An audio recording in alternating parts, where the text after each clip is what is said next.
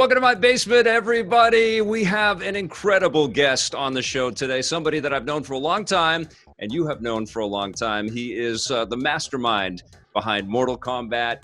Ed Boon joins us from the fantastic NetherRealm Studios, which looks a bit different from the last time I was out there. That doesn't quite look like NetherRealm behind you, Ed. Yeah, looks like nowadays everybody's studio is their home office or bedroom or living room or wherever they've kind of commandeered to decide to work at. It's awesome. I never thought when I started this journey that one day I would allow you to peer into my basement and we would do an actual interview like this. This is so crazy, huh? Yeah, that's the world we're living in, I guess, now. Everybody gets to see what each other's houses look like. How much did it change, development? Because obviously you've shipped Aftermath in the middle of the pandemic, and you guys probably had to kind of shift to work from home to kind of clean things up and wrap things up. Did it really alter sort of the production for you guys, or were you okay with it? At the end of the day, we were okay with it. It just happened to start when we were pretty much done with the main content that was, comprised to make Aftermath, the story mode, the 3 new characters, the new towers and everything like that. So we were in a state of, doing the final QA, wrapping things up, getting, kind of packaging it together.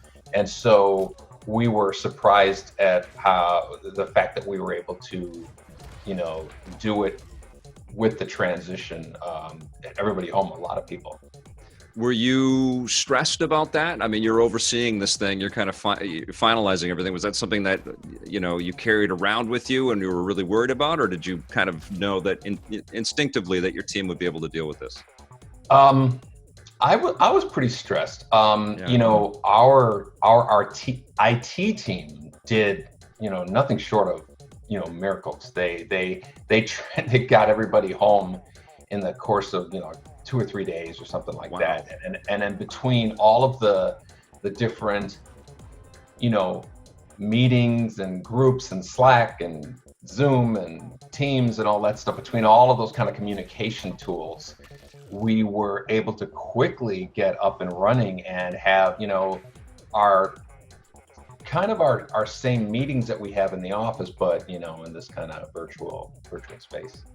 Well, Aftermath is incredible. How do you feel, post Aftermath, after Aftermath, to kind of see it out in the world and to see these characters that you surprised us with, all fighting and hearing from players? How does it feel? It feels great. It feels different just because, once again, everybody's, for the most part, in their houses, and especially when Aftermath first came out, it was much more of a restricted situation. So yeah. A lot of people turned to games, which is like a nice kind of side effect for people who are developing games, as far as everybody more people playing games, more people checking stuff out, and more people looking for new content. And, Aftermath kind of dropped at the perfect time with regards to that. And, the response has been great, and we love seeing people, play, RoboCop versus Terminator and all these kind of crazy, pop culture references we have. That's awesome. Talk to me a little bit about getting Terminator and RoboCop into the game. Is it a question of you guys saying, what if, and I love these characters and we want to see if we can do it? Or is it Mortal Kombat is such a pop culture juggernaut. I'm wondering if other IP holders or studios come and approach you guys and say, would you like this character in your game? How did it work, I guess, specifically with Terminator and RoboCop? With Terminator and RoboCop, it was us reaching out to them. Although over the years, we've had plenty of, other IP holders reach out and, ask if they can kind of get in on the Mortal Kombat, hype train.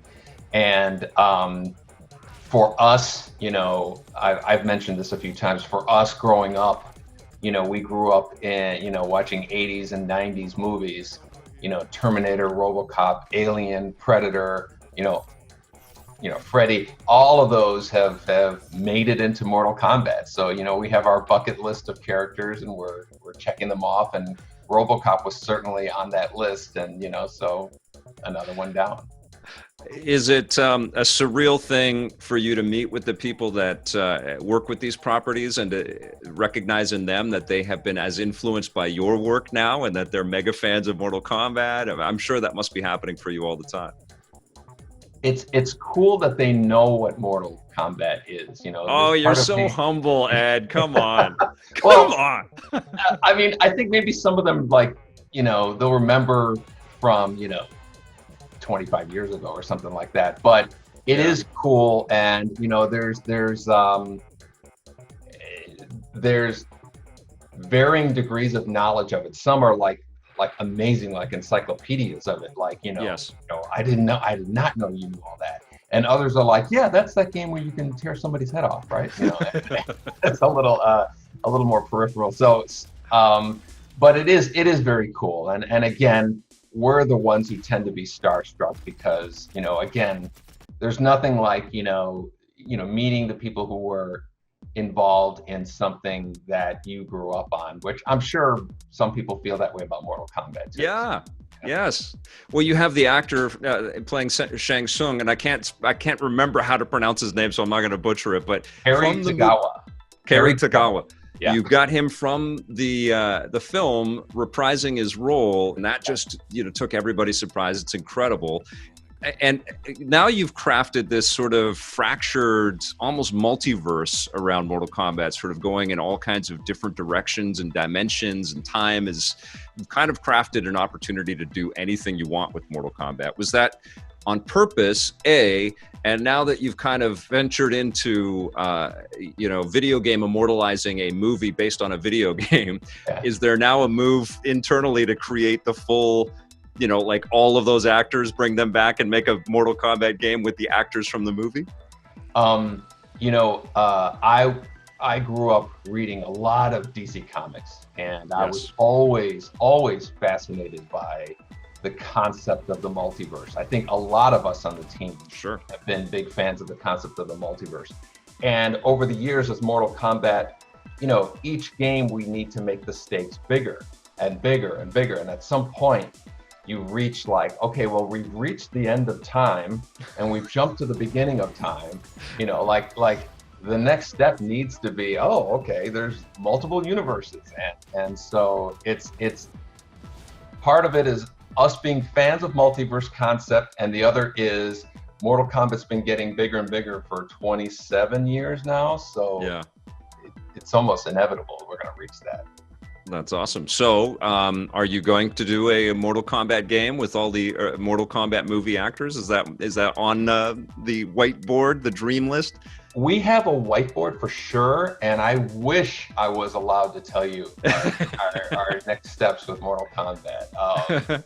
But I can certainly say on our wish list is it would be very cool to do that. What do you hear the most from fans about Mortal Kombat 11 and Aftermath, but maybe just in general? What do you hear the most? We want Melina. Yes. Yeah, that's probably the number one request. It's nice to have such a ridiculously persistent fan base. Yes. That fortunately or unfortunately, they know that we listen. They know that we've responded in times. So some of them feel emboldened to say, well, I'm just going to ask 100,000 times and get my way. They create bots to actually do just that. Yeah. Tell me a little bit. I mean, when you're talking about a game that plays with time and obviously plays with characters and lore that you've loved growing up and your team has, it must also be a point of reflection for you, like an opportunity for you to reflect on your career and your path through all of this.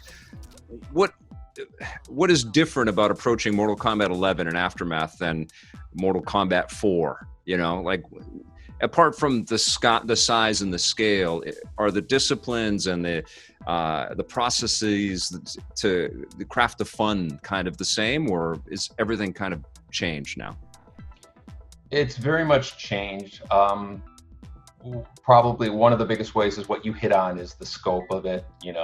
Mortal Kombat 4, I think there was probably 8 of us or something. Wow. And there's hundreds now. Just in our studio, it's, like 200 people, but many more work on the game as well.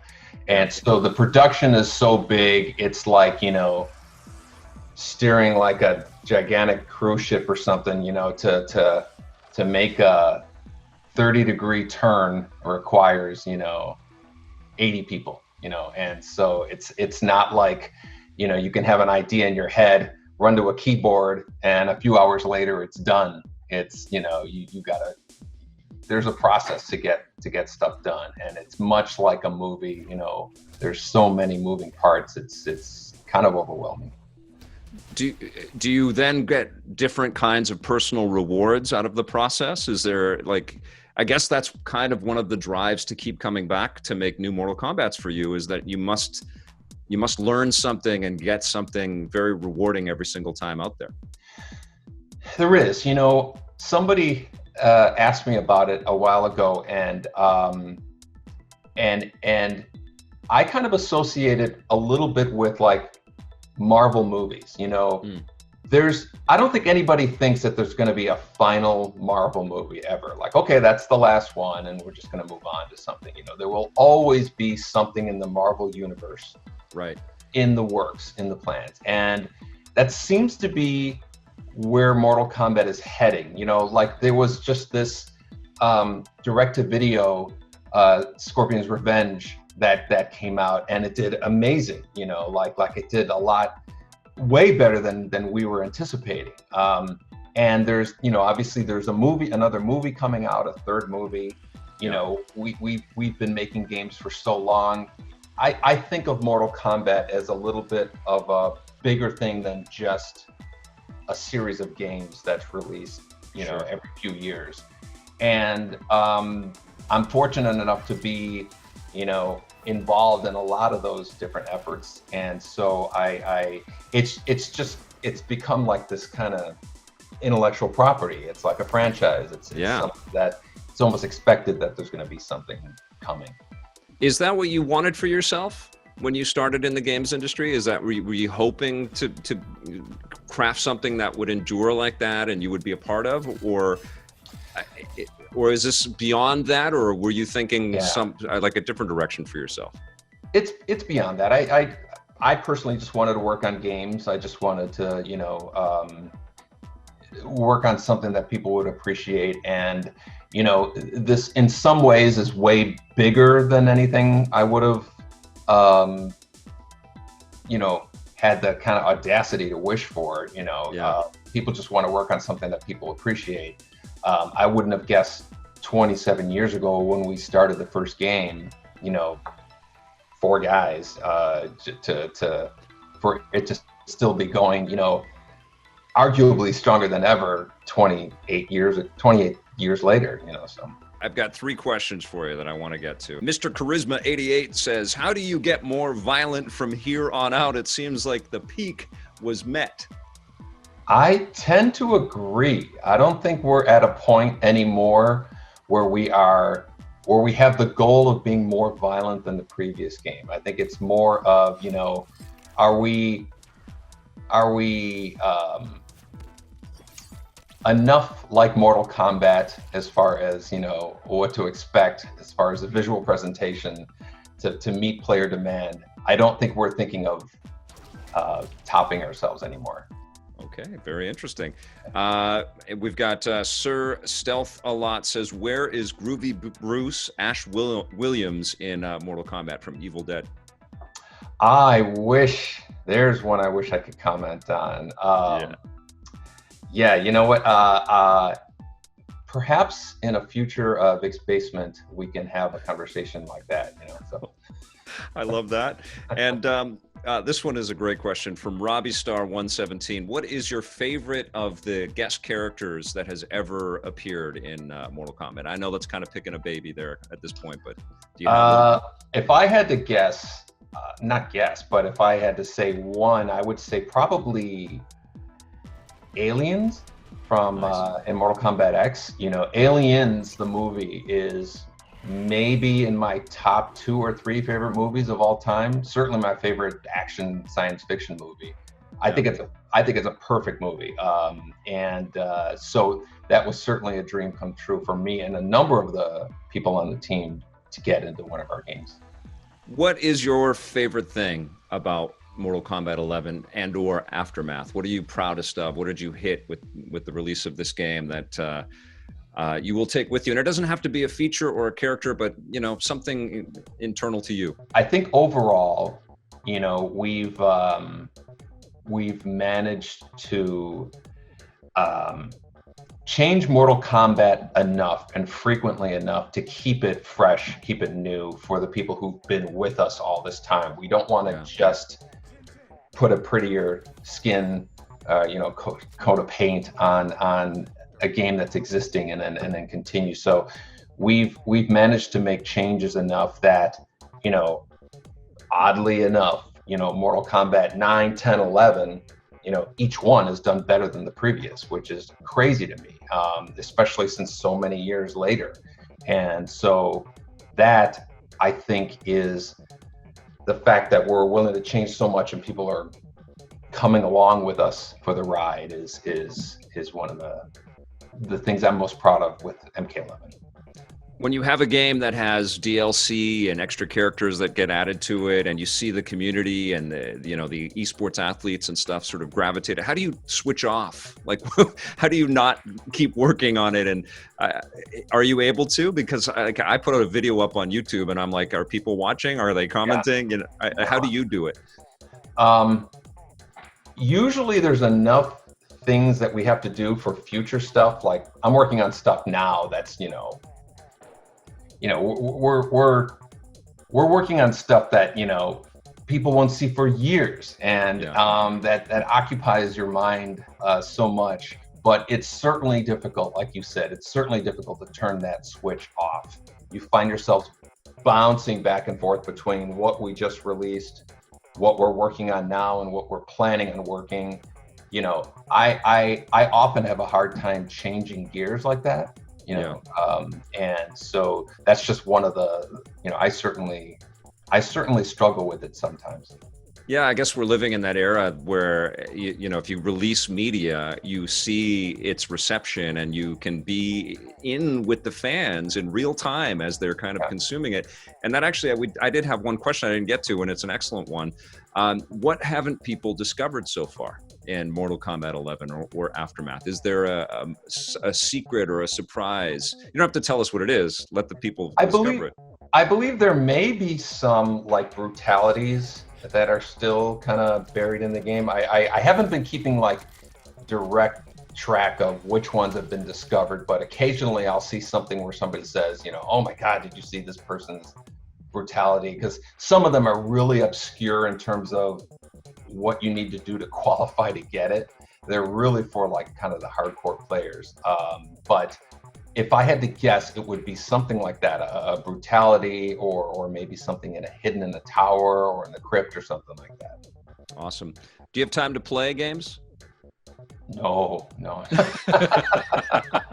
I was going to ask if there's been something that you have you checked out The Last of Us Part 2? Or I haven't. And I have it. And I have, there are games that I've been dying to play, not only from the standpoint of how fun they are, but, we often look at other games and kind of, what's going on with this game? What did they do that's really cool? What did they, just for inspiration, see where the industry's going and things like that. Just kind of like you do too. It's not like every single game you play is, I got to play this game. It's, you just want to keep up with what's going on in the industry.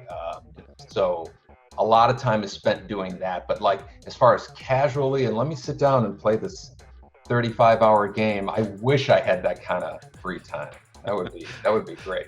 Well, you're in a crowded boat in the game development scene. I talk to tons of developers, and they don't. That's one of the things they always say to me is they just wish they had more time to play all the fun stuff that is out there. What's the most exciting thing for you of this next generation that we're about to enter with the PlayStation 5 and the Xbox Series X? To me, Of course, there's going to be better graphics. Of course, there's going to be, you can push more polys and do, cooler stuff.